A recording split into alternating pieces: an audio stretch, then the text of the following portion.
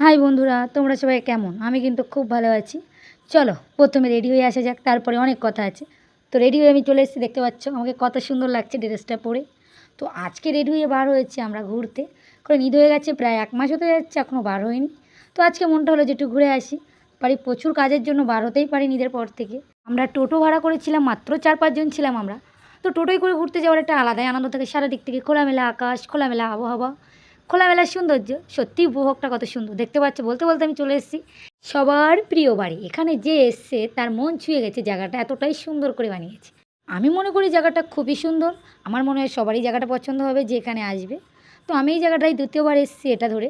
তো আমারও তো জায়গাটা খুব পছন্দ হয়েছে, কারণ জায়গাটা প্রচুর বড় এরিয়া করে প্রচুর কিছু বানিয়েছে এখানে, যেগুলো দেখার মতো জিনিসপত্র আছে এখানে। প্রথমবার যখন এসেছিলাম তখন এখানে প্রচুর ভিড় ছিল, সেই সময় তোমাদের সাথে আমি ভিডিওটা শেয়ার করতে পারিনি। তো এবার যখন আসলাম তো ভাবলাম তোমাদেরকে পুরোটা ঘুরিয়ে দেখায় যে জায়গাটা কতটা সুন্দর করে বানিয়েছে। এখানে এসেই প্রথমে একটা লস্যি কিনে নিয়েছি ঠান্ডা ঠান্ডা, তারপরে টিকিট কেটে ঢুকে গেছি মমি দেখার জন্য। দেখতে পাচ্ছি এখন কত প্রাচীনকালের মমি আঁকানো আছে, বা কত ডিজাইনের আর্টিস্ট দিয়ে এগুলো আঁকানো হয়েছে, কত সুন্দর দেখাচ্ছে এগুলো দেখতে। এখানে সেই দেশের প্রাচীনকালের সিংহাসন আছে, নৌকা আছে, চিঠির খাম আছে, সেই সব যুগের মানুষ কীরকম দেখতে ছিল তারও অনেক কিছু এখানে আছে। মমিদের কীভাবে দফন করা হয় তারও এখানে পদ্ধতি করে ডিজাইন করা আছে। খুব সুন্দর বা খুব প্রিটি লাগছে দেখতে এগুলো। আমার মনে হয় দূরে কোথায় না গিয়ে পাশে এই জায়গাটায় এসে এখান থেকে পিরামিডের বিষয়ে কিছু জানা বা কিছু দেখার যে জিনিসগুলো আছে, এগুলো দেখে আমরা বুঝতে পারবো যে পিরামিড সেই সময় কেমন ছিল বা সেই জিনিসগুলো কেমন দেখতে ছিল। আমি মনে করি ছোটোখাটোর মধ্যে পিরামিড সম্পর্কে যেসব জিনিসগুলো আছে সেগুলো এখানে বানিয়ে রেখেছে। তো যদি সময় পাওয়া যায় তো আপনারাও একবার এসে ঘুরে যাবেন এখান থেকে। আমার তো জায়গাটা খুবই সুন্দর লেগেছে, আর এই কাজটা পুরো নিখুঁতভাবে করেছে, খুব সুন্দর করেছে ডিজাইনটা।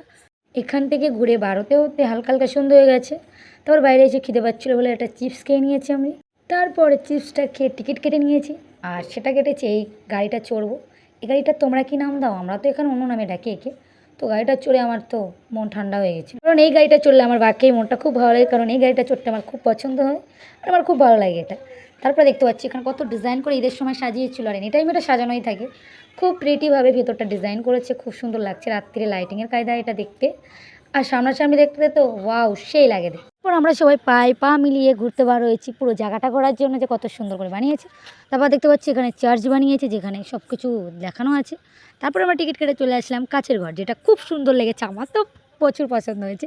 এখানে এসেছি, অনেক ভিডিও শ্যুট করলাম, ফটোশ্যুট করলাম। তারপরে আমরা আবার ঘুরে বার হয়ে গেছি, এসে বাইরে এসে একটু চা খেয়ে নিয়েছি। চা না খেলে যেন ঘুরতে মজা লাগে না, কারণ চা আমার খুব পছন্দ। চা খেতে খেতে নজরে গেছে সামনে একটা নোটিশে, যেখানে আছে যে এখানে ভূতের অনেক কিছুই বানানো আছে। তো আর কী করা যাবে, টিকিট কেটে আমরাও চলে গেছি ভূত দেখতে। ওখানে ক্যামেরা অ্যালাউ ছিল না, তাই জন্য ফোনটা নিয়ে যেতে পারিনি। তারপর বাইরে এসে ফুচকা খেয়ে নিয়েছি। বন্ধুরা, ঘুরতে যাবার পরের ভিডিও নিয়ে আবার কথা হবে।